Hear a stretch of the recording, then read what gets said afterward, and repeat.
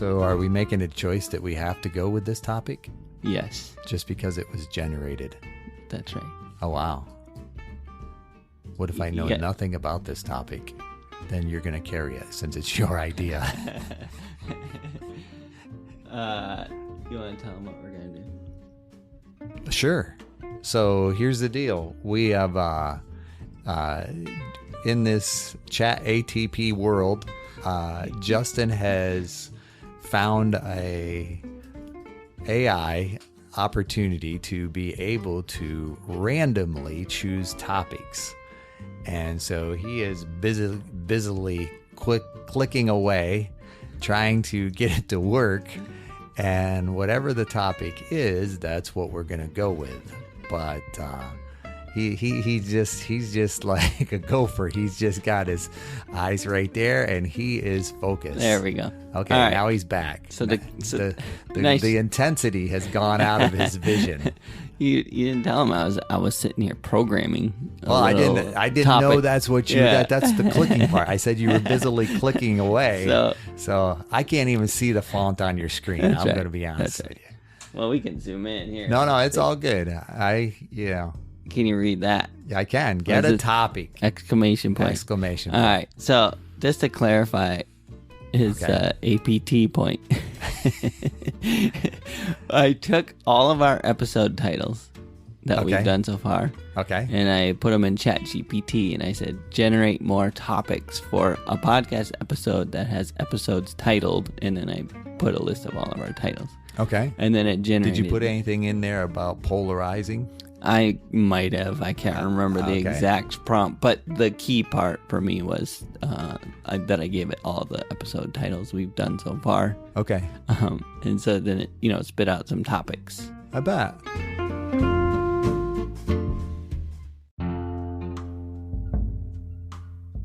Welcome to How I See It with me, Mark Pratt, and Justin Sternberg. This is a podcast that works to counter cultural polarization through thoughtful conversations. Like it, yeah. And there were some repeats, so I removed them, like ones we've already done or repeats of itself. So I removed them. Why would it give us ones that are repeated? I don't. It's not that random. It's not actually intelligence. It's a natural language model that creates predicted text based on what you provide. So that's what people. That's a ChatGPT. It's not like this sentient being. It's basically generating text that looks like text that would be a response to what you asked. Sure. Does that make sense? Sure. Which is a form of intelligence. Yeah, exactly. Sure. But like, it doesn't always know that text it generated isn't correct or didn't really answer your question. It's just generating text that feels, like which matches answers. Sure. You know what I mean? It's like, it's interesting. It's not as smart as you'd think, but it's smarter than. It's very smart. I never thought it was that smart. I'll be honest with you. Well, how often have you used ChatGPT? I haven't that often, but I figure if it's just all the information that's out there, and it's just putting it together, in such a way that says, okay, this connects with what I was given, and it does it real fast. I can respect the speed. Yes, does it real fast, and it can provide. Here's the thing: it can provide a wrong answer. But it can also provide a better answer. Sure. Right? So like a way that we didn't think about it before. Right. Yeah. Yeah.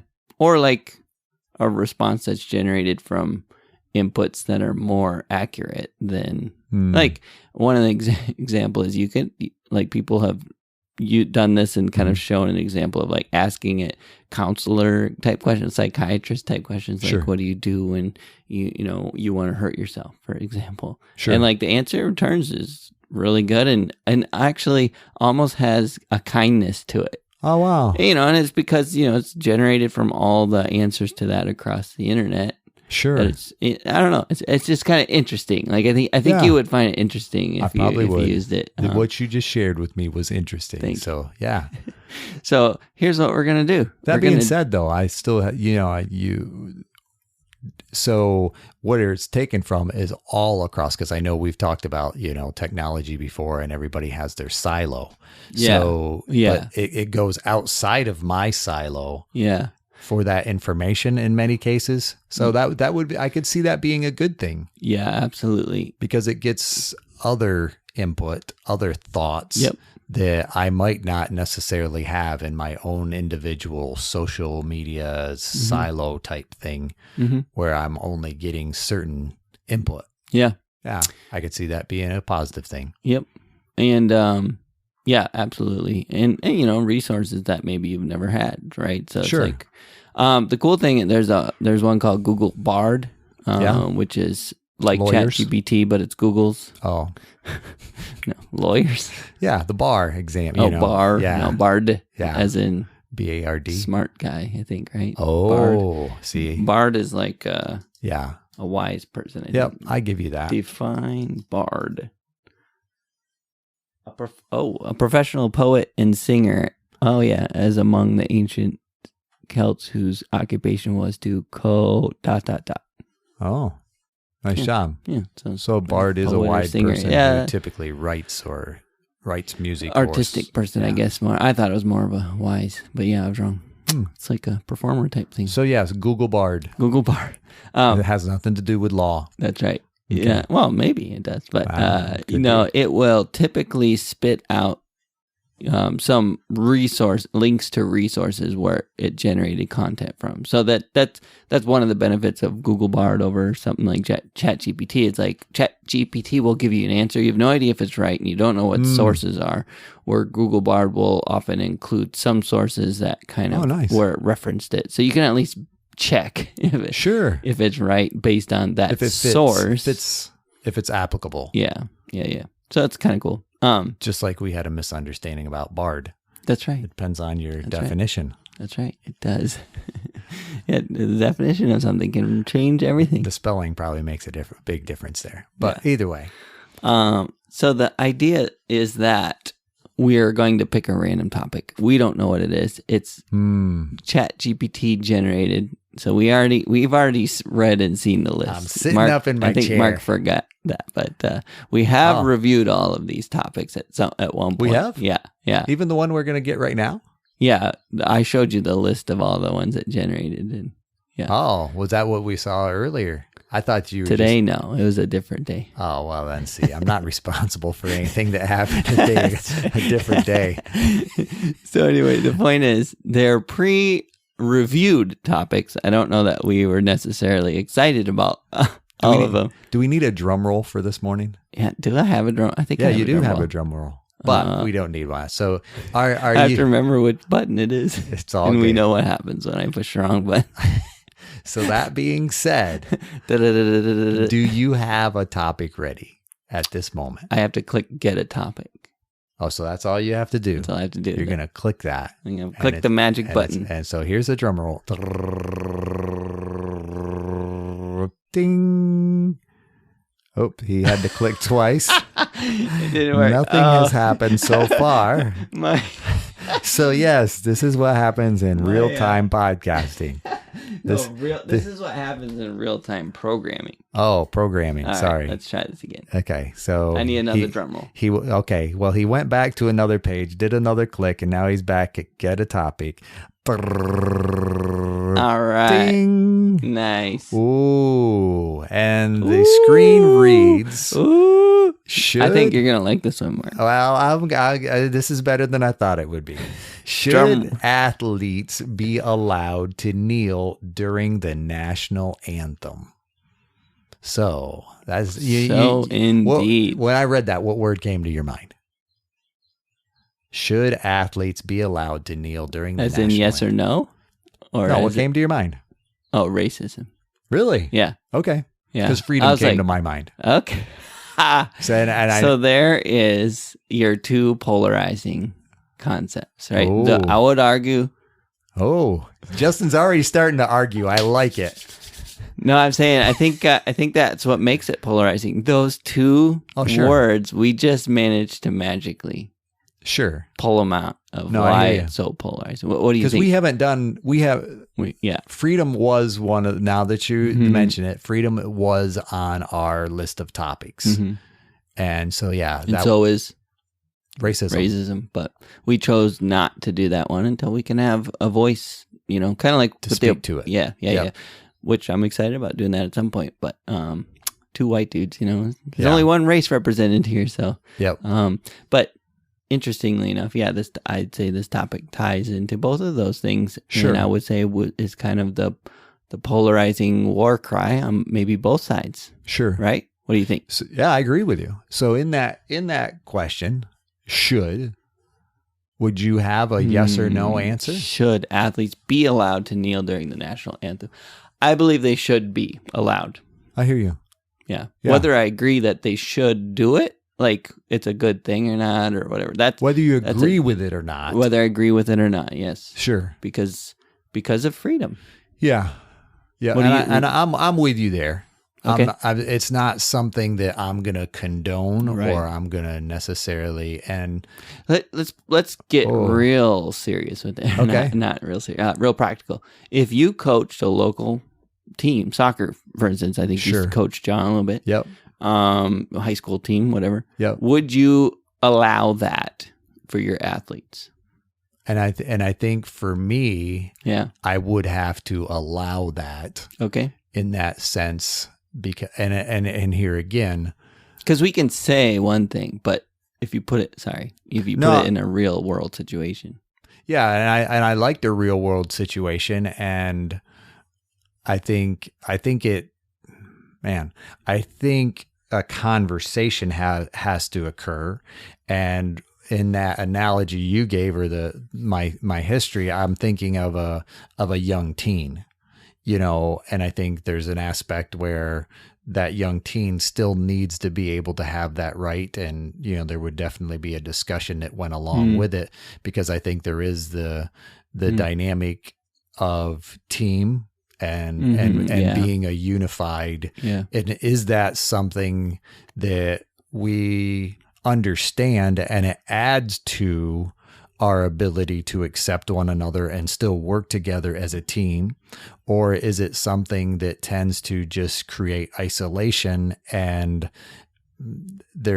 granted, not that everybody always has to go along with whatever the team or the coach decides. I'm not going there, but yet I think in some cases it has led to divisiveness that isn't beneficial to the entire team. Yeah. And here again, that's just my perspective on it. Cause yeah. And granted, I'm kind of thinking of that era, where it started, and, the NFL, did it start? Was it? Yeah. It was Kaepernick. Colin Kaepernick, Yeah. right? Yeah. Yeah. And so, like you say, and here again was, based on who he was, his, inputs, that kind of thing. It's just, okay, and I would recognize that from a athletic standpoint, other athletes would have more credibility for me personally, than Colin Kaepernick, even though, nothing against his ability but yeah, just thinking about that, as far as I think there's something to be said for, I'm doing this for a reason, or I'm doing this for publicity. Mm-hmm. And I think that can play into it, but that's, I'm not trying to derail the topic either. For you. Well, it's not derailing the topic. That's very much, very much on topic for the topic that was randomly generated for us. Sure. I do think that's interesting with Kaepernick, because I do think people will, I don't know if this is necessarily what you're saying, or I guess I would have to ask you what your implications are, but a lot of accusation that it was done for publicity. But if you look at the actual output of it, I would say he's not playing. He didn't play. Like, it was a negative impact to his career pretty significantly. Right. Yeah. And so, I take a little bit issue of when people say, oh, he only did it for publicity. it could be true. I'm not going to say the initial effort wasn't some, but I also think we're humans and we're multifaceted, and I would imagine that even if that was part of it, part of his motive in the beginning was thinking, and I'll get publicized or whatever, I'll be whatever, that his motives were genuine in the sense of, I want to draw attention to these matters of, Black Lives Matter, that kind of thing. And I believe, so I think, but as far as outcome of that, he did gain publicity. No doubt. No doubt. He certainly didn't. I don't know that he's making more money than he would have had he not done that. You know what I mean? No, I hear you there. What do you think? Well, I think influence.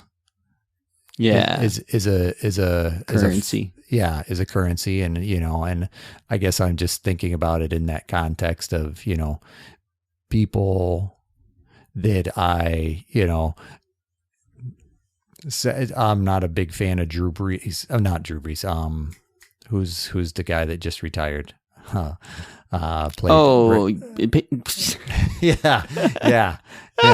Brady, Tom Brady. Peyton Manning was coming to my mouth, and I was like, I know that's not what you mean. Tom. But no, that's to where that person, Tom Brady has a different level of respect from my perspective, to where and here again, now that I'm saying that, I have to look at it. Okay, is that a black white thing? Because I can't argue, the fact that Tom Brady's a white guy. Do I respect him more? But I think about what I initially came to mind is someone who I respect from a level of athleticism and what he has accomplished and performance.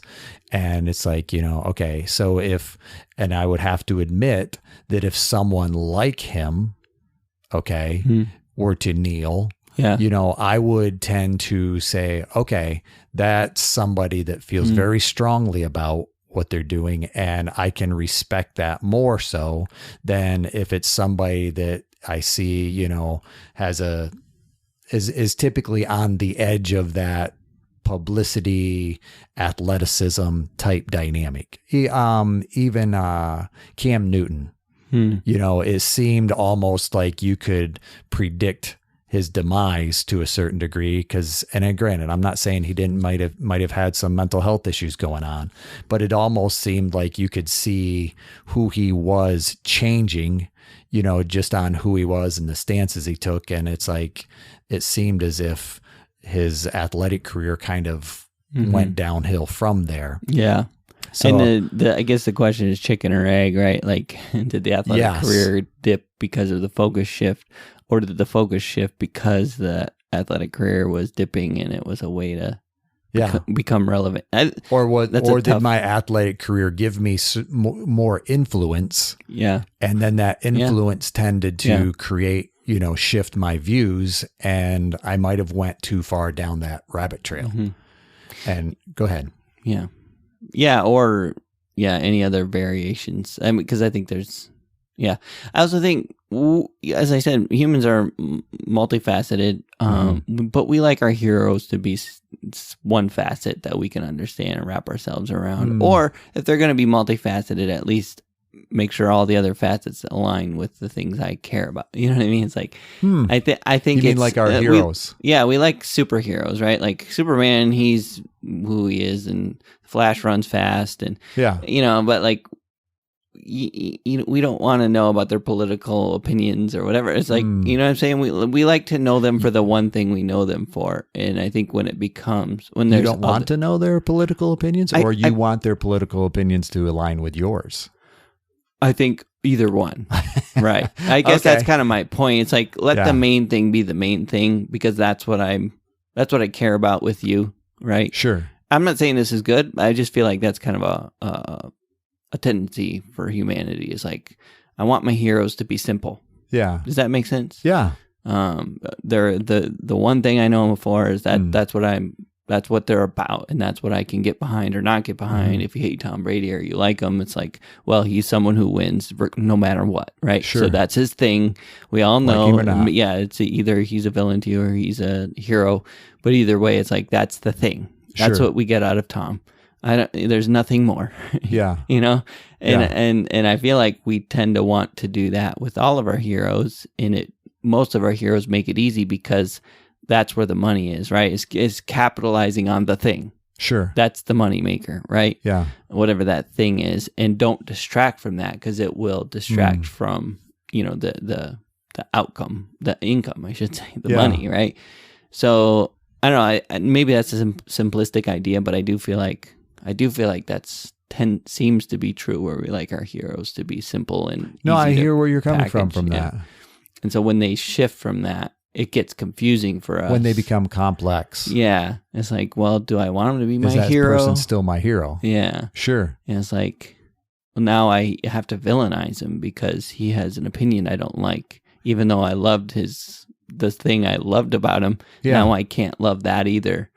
And I feel like I've seen that through this conversation where it's like, well, even that wasn't that great. It was like, people who used to be fans, they now can villainize him, and it's like, no, he was good at some things, as far as sports go. Obviously he had some strengths and some weaknesses. He wasn't the best athlete in the world, and I think that's what we're kind of talking about. So it kind of makes it harder to respect him, sadly, because that's not all he is. Is his ability to be an athlete and his performance. Kind of to your point, like your tendency would be to respect a Tom Brady level of effort.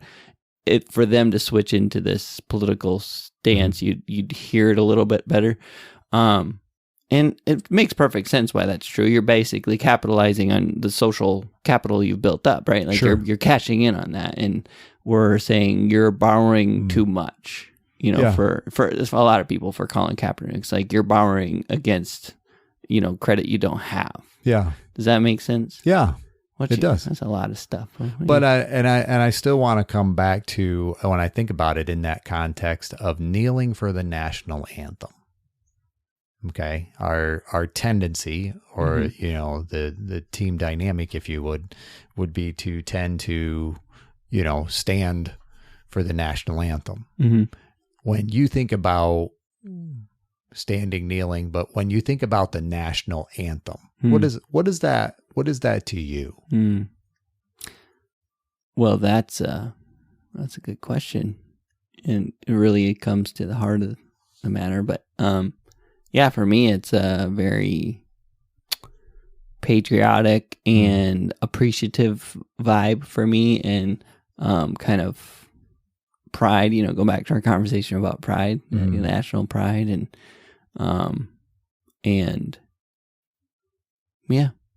would even say to a certain degree an indoctrinated affection and respect.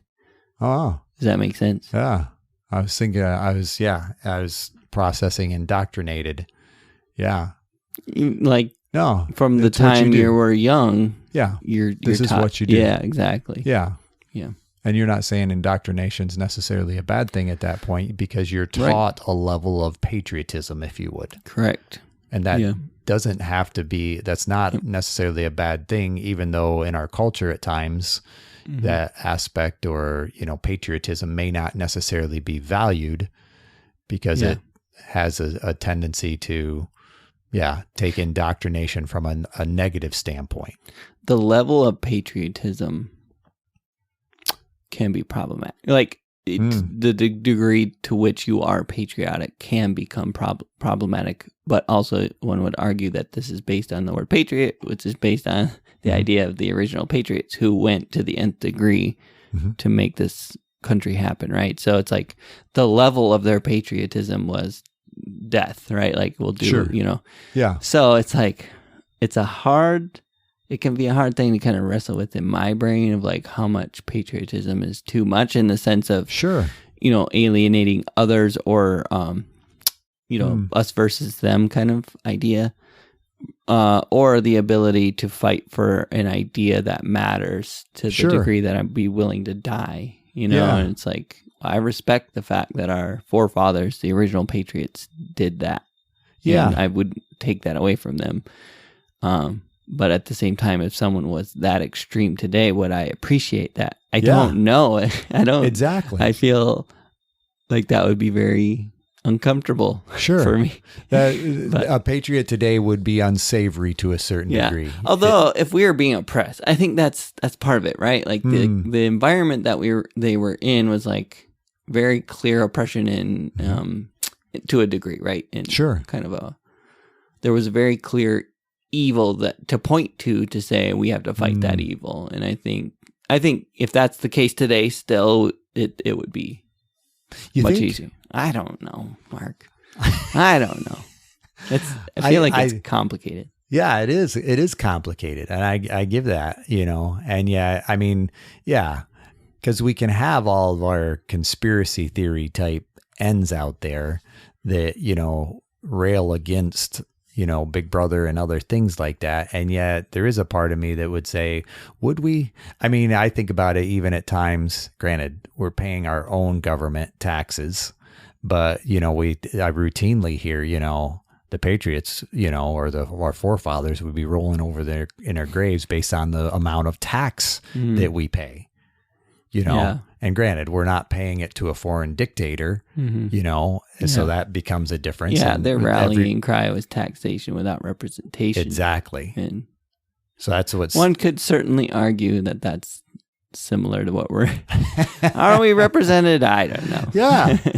And yet I'm still, I appreciate that insight or that perspective. And I'm still bringing it back to that because I think it is for me what those two, the athlete part matters very little to me in this part because of that, yes, athletes may, have a unnecessary amount of publicity or, not unnecessary, but you understand where I'm coming from. And I think, I would dare say, athletes, actors, they're kind of both in that. What did I see? It was the other day I was watching something or seeing something. Oh, I went to the movies. That's what it was. And, there's a person that's, I like how we've adopted this influencer title for somebody's job name. It's like right. actor / influencer. That's right. It's like, that's my job. That's my job. That's what I do. It's like, well, isn't everybody an influencer to a certain degree? Can I explain the concept of an influencer? Of course, but then we're going to come back to this. Right, of course. Right. All right, quick aside. So an influencer usually comes from the social media side, and the whole point is people will pay me to communicate their message because I can influence. Sure. So basically, if you have a YouTube, right, or if you're Instagram on YouTube or whatever, Instagram, it's like if I show your product and promote it.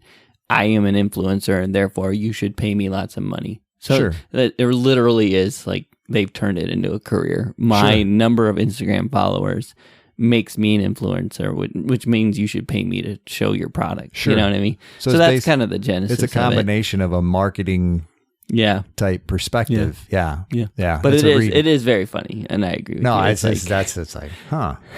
I'm an actor / influencer. I'm a podcaster / influencer. So I like it. I like it. Put that after your names. You're just gonna have to print business Justin cards. Sternberg, podcaster / influencer. Yes, I like it a lot. Yeah. But I'm coming back to that. We have to start calling ourselves that so that we'll start getting paid to do this thing. Yeah. But so we could put should influencers, should actors, be allowed to kneel, and for me, that does come back to freedom. And I'll be honest, it's been made, I think it's been become more relevant. I think for me, since John has gone in the military. And for sure. And this is a conversation in some ways that we've had, because, he's basically said to me, no, I don't necessarily agree with it, but, I believe that everybody should have the freedom to be able to do so. Yeah. And then it's like, at that point, it didn't matter so much what my personal perspectives were, good. Yeah. I mean, granted, but at that point, it's like, yeah, it is about the freedom to be able to choose. And I think it is about the ability to, as you kind of alluded to, cash my influence in such a way that says, okay, are you going to join me in this? And you're going to allow yourself to be influenced by me to see that a problem exists. Based on how I see it, how that individual, whether it's an athlete. And I think, part of where you were coming from and prior to that is I think individuals can be so out of touch that at the same time, they don't have the credibility that they would think. When we think of that terminology influencer, you and I almost tend to laugh just a little bit. Granted, it's a title, it's a real thing, but it doesn't necessarily mean that, oh, I'm going to go do exactly what that person is telling me to do because of their influence in my life. Yeah. And I think that's where this kneeling for the national anthem comes into play. It's like, okay, it's going to bring some attention. I won't use the word publicity, but it's going to bring some attention. And is it going to create what I desire to create, or is it not? And I think individuals, need to have that freedom to be able to kneel, because I think it is an opportunity, kind of like a press. We need to be able to say that this person is doing that and not fear that there will be some rebuttal, some retaliation against us just because we're bringing this to the light. Yeah. And I think that's what's at the basis of this question. Yeah. From that fundamental right to be able to have the freedom to do something different than what I have been respectfully indoctrinated into from a patriotic standpoint. Yeah. Yeah. Yeah. And like it or not, like Kaepernick or not, believe he deserved, he had the social capital or not, it started an intense national conversation that's lasted till, today, where ChatGPT is giving it as a topic, right? Like, I would argue that he probably did what he set out to do in a sense. Although, I haven't spoken to him and I can't remember even hearing him talk about it. So I can't say that, but I guess that's just an assumption I'm making, that it created the conversation that he was trying to create. Sure. And,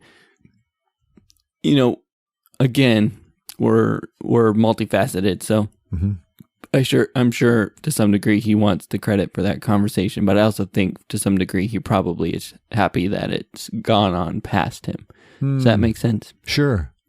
If he was doing it for the reasons that he was saying he was doing it, then I think he would be happy to say it started with me, but it didn't end with me, and it grew past me, and that's great, because that was not the purpose, was it, for it to be about me. Sure. I would think that's kind of his stance on it. But again, we have to get him in here and ask him. But you have his contact. I figure you're the influencer in the room. So I got his Instagram. I'm sure I could look up his Instagram profile and slide him a DM. Yeah. That's how you got Doomer. That's right. Yeah, that's right. Elias Doomer. Yeah. But yeah, I think it was dumber though. Dumber. Yeah. It was dumber. But I was like, that doesn't sound right. But anyway. I just remember that's how we were saying it first, because we didn't want to offend him. Is it Doomer? Yeah, he's like, nope, it's definitely dumber. It's just the way it is, just like it sounds. Yep. Yeah, I definitely think they should be allowed. I think I back to the rubber meets the road question about if it was my team. Yeah. I think there are some days in this conversation where I would have been like, if you're on my team, you'll stand. Because that's the respect you have for me as your coach who says this. Yep. The respect you should have for a general, reverence, sure. I guess would be the right thing. And then there are other days where I would have done the opposite. Like, if you believe this is right, I'm gonna respect that with you. as long as you're doing, I would encourage them. I want you to be doing it for the right reasons. Yep. I want you to think about this. I also want you to recognize that there are consequences to this. Maybe today, maybe not, you know, but maybe eventually you're trying to get a job and they see a picture of you kneeling in high school and they think, I don't want this kind of kid in my, you know what I mean? Wow. So I think it would be important for them to understand there are consequences. And if you're willing to do it for those, with those things in mind, then I can respect that and I can understand, you know, and sure. like, I don't agree. I don't think I wouldn't do that, but you know what I mean? Yeah. So there are days where I would have probably fell on both sides of that. Yeah. You know, and I'm a middle-aged white dude. So of course that would probably shift depending on my growing up circumstance and the color of my skin and all those things. Yeah. You know, and I've read, you know, it was a national conversation for a while. So I read a lot about it on both sides, and that I think that's really where my you know, my mind was changed, right, to the degree where I could say I understand it a lot better and I don't hate it anymore, where originally it was just appalling, you know what I mean, because of the lack of reverence. And when I started to understand some of the facets of it, I gained a respect for it. If that makes sense. And it's interesting you're thinking about it, the movie Miracle, where the hockey, where we play Kurt Russell. Yep, coach. That famous line he says, you know, where they're going back and forth. You know, the name on the front of your jersey is a whole lot more important than the name on the back. You know, and I was thinking about that. I think there is, because I was thinking from what you were saying, you know, I think there is something to be said. And I think the military is another good example of that. You know, we don't always get the choice when we put a uniform on. Yeah. You follow me? And I think there can be something to be said for, you know, that even the ability to follow when I disagree, because I am wearing a uniform. And granted, a jersey, from my perspective, is a part of that. So I would say a coach has that ability to be able to say, like you were asking me, and yet, you know, from my seat, you know, that person has that freedom. But I'm also thinking about it in that context of, you know, sometimes when you put a uniform, when you put a jersey on, you have to set your fundamental rights aside to be able to choose something differently, because I'm going to recognize that I may not have the full picture. And, you know, hopefully from, you know, a military standpoint, those above me do, and they're making choices based on the best interest of our country, that kind of thing. So that was, you kind of brought that up to where, that is something to be said for the sake of a team and unity and but go ahead. Excellent point, and I agree with that. And I think that needs to be at the forefront of your decision making. Do you understand that you are representative of this uniform? Sure. And all the things that implies, and are you still willing to do this? Does that make sense? And because I think that's part of the conversation, is to say it's worth it, right? I think that is part of the conversation of why it was done, is it's worth it for the benefits that they were trying to achieve, each individual, right? And they probably all have similar or maybe different reasons, but is it worth that to gain that? And I think that's where the discussion lies, is like, just because they have it's so hard. Just because they have the uniform doesn't mean they shouldn't protest. Sure. And yet, that's kind of what I was saying about it. If it was my team, I would want them to understand the value of that uniform. Yeah.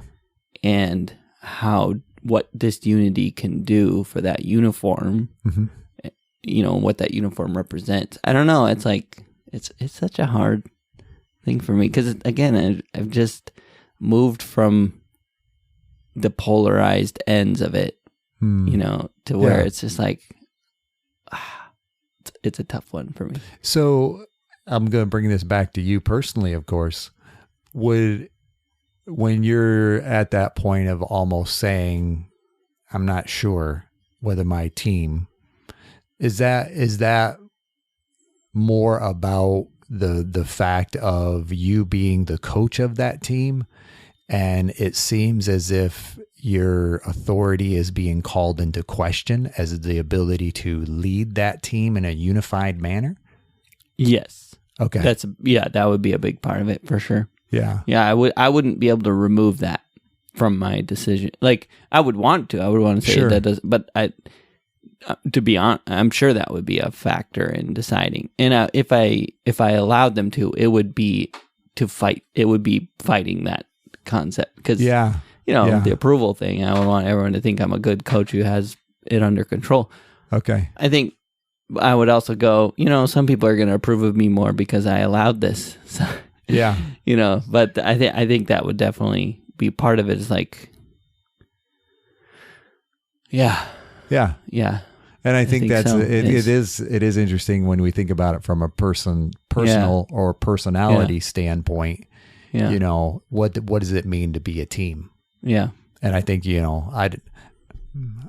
I don't necessarily see myself as a good team person. Mm-hmm. And I'm not saying I'm anti-team. Yeah. I enjoy when we play Frisbee. I enjoy being part of a team. Mm-hmm.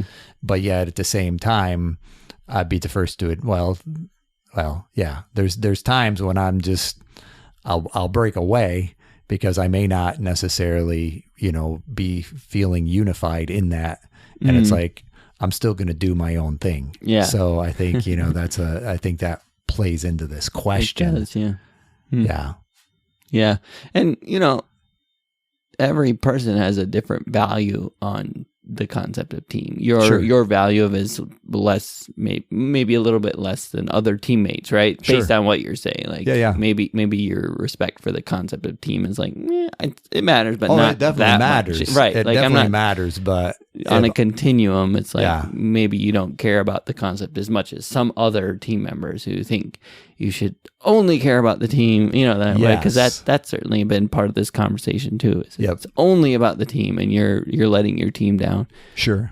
You just let the whole team down. That's right. And for some of them, they would say, if that's what it takes to get this conversation going, it's totally worth it. But for the people who team is of a higher importance, it's not worth it, right? So I think that, people are multifaceted. And none of us are the same. I appreciate you bringing that into it, because I think that is a part of what made this such a polarizing topic so early on. Mm-hmm.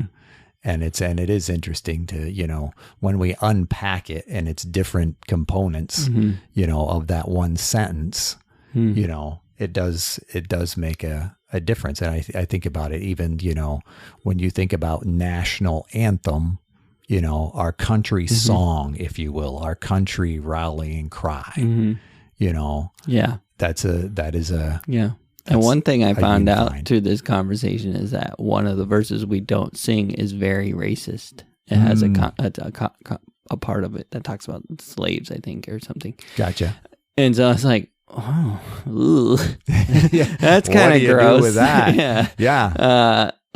And even the Constitution, was it that had the 3/5? Like a slave was a 3/5 of a person or something. Do you remember that? It's like some of those things we hold dear, they were created with slavery as just part of reality. Sure. Again, in it wasn't context. In a context of that's just our reality. It wasn't premeditated. Like we want this embedded for the rest of time. It's like, no, this is our reality. A slave is a 3/5 of a person. They're almost a person, but not quite. Yeah. It's like how we thought of them, which is gross, right? Sure. And then again, the national anthem having verbiage in it that is that disrespectful of a whole section of human race is that makes the whole thing very fuzzy for me and like, oh, gross. Because I love that was your first question, is what is the national anthem make you? Yeah, it has these beautiful connotations for me. But then when I find out there's this hidden third verse, it's kind of like, not unlike a lot of organizations where it's like, there's so much good, but then there's that closet with the skeletons in it, you know, that whether it's our family or even my own, you know, self, like, there's certain parts of us we hide, you know, or don't want people to know about. Yeah. And I think, man, that's true of our country too. You know, it's like, it's so great, but there's those skeletons and things we don't want people to know about. And yet I think, just like in my personal life, being able to admit that and bring it out of the closet and work through it and address it, you know, is like, I think part of having a healthy organization or personhood, you know, and I think that's what this national conversation kind of did, is drag that those skeletons out of the closet. And some people are like, how dare you show the world our skeletons? You know, and I think the same thing in a lot of people or families where it's like, how dare you talk about the fact that our family has alcoholics in it? Like, you had no right to, you know, it's like, but for me, you know, but for me personally, like, or that person personally, it was very important for them to have a healthy, honest dialogue about that in their recovery. Does that make sense? But there's always going to be some people who are offended by those skeletons being shown. Yep. And I understand that too. And yet, I would like to think that healthiness is on the other side of bringing those skeletons out and clearing them out, really. No doubt. And admitting, like, there's a third verse we should throw out of that thing and make it officially not a thing or whatever. Or, you know, official. Yeah. And I think, and I hear your point, and it's interesting. This could be a topic for another time, you know, even when I hear, you know, that part, there's a third verse that we should throw out of that thing. I'm willing to recognize, you know, there's a third verse that doesn't, you know, I may not necessarily align with, but, and I think this is where it comes into from my perspective, might become more of the woke dynamic. Yeah. Is, you know, it's like, we want to change things just because, and granted, I'm not saying it's agreement. Yeah, no. But I'm saying we want to change things and just ignore that part of history. Right. But I think there is something to be said for understanding that makes sense based on that context. And I don't necessarily have to agree with it today, but I don't have to rewrite that song or rewrite history based on the fact that time existed. Yeah. And I think there is a value in that ability to say, I didn't know that. Yeah. And I don't necessarily agree with that. Right. And yet we're, you know, and I go ahead.